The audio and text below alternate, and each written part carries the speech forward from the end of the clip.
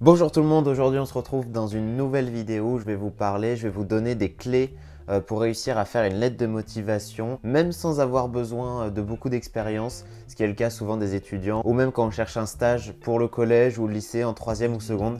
Donc voilà, je vais essayer de vous donner plusieurs clés, 3 exactement, qui seront un petit peu des généralités. Bien sûr, il y en a plein d'autres. Moi, je vais vous donner ce que j'utilise personnellement et ce que je trouve intéressant.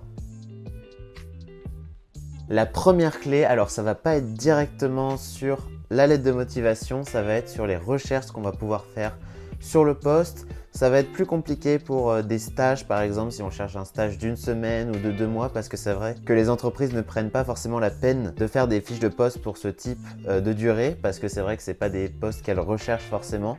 Mais voilà, le but c'est d'analyser une fiche de poste ou alors de la comparer même à un stage similaire, peut-être d'une plus longue durée, pour voir un petit peu les compétences que recherche l'entreprise, quelle sera l'entreprise, et de savoir tout ça, ça va vous permettre de déduire des choses. Il peut y avoir les valeurs de l'entreprise qui sont super importantes à ses yeux et que vous pourrez retranscrire dans votre lettre de motivation. Il peut y avoir aussi les hard skills qui sont des compétences, donc ce que vous apprenez purement à l'école, que ce soit des maths, de la vente, du droit, ça c'est vraiment des hard skills.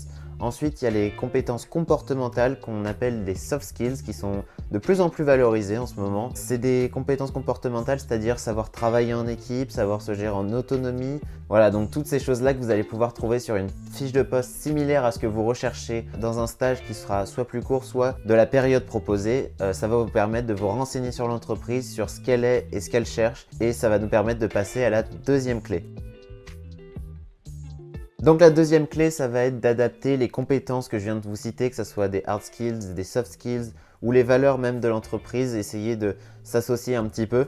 Voilà, de les reciter sur la lettre de motivation en espèce de liste. Et le but, ça va être de professionnaliser un maximum votre expérience pour arriver à faire ce rapprochement-là. On peut imaginer un étudiant qui fait du babysitting régulièrement. Dans sa lettre de motivation, il va pouvoir exprimer des compétences de garde sur enfant, donc des compétences de responsabilité, mais il va pouvoir aussi développer des soft skills, c'est-à-dire une bonne entente, un travail en équipe, de l'animation. Toutes ces compétences-là, elles sont vraiment de plus en plus recherchées par l'entreprise.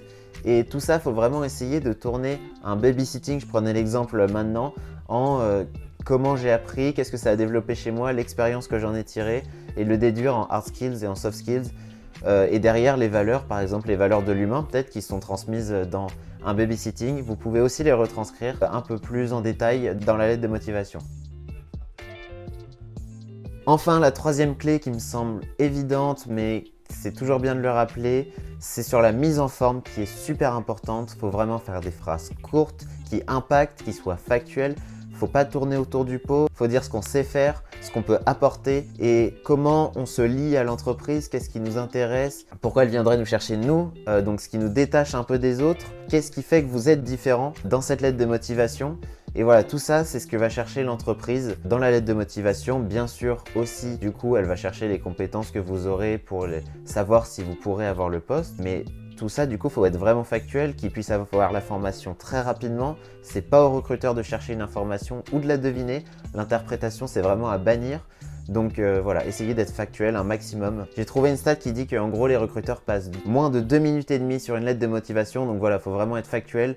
Leur montrer ce que vous valez vraiment, qu'ils puissent tout lire comme ça, parce que s'ils n'ont pas le temps de tout lire parce que vous tournez autour du pot que vous avez romancé, ça vous fait perdre des points. Donc vraiment, misez sur l'efficacité et c'est ça qui donnera de la force et du fond à votre lettre de motivation. Voilà, c'est la fin de cette vidéo, j'espère que vous aurez apprécié. C'était une vidéo assez courte, mais je prévois d'en faire une plus longue la prochaine, mais sur un sujet un petit peu différent. Dites-moi si vous appréciez ce genre de vidéo et on se retrouve à une prochaine. Salut!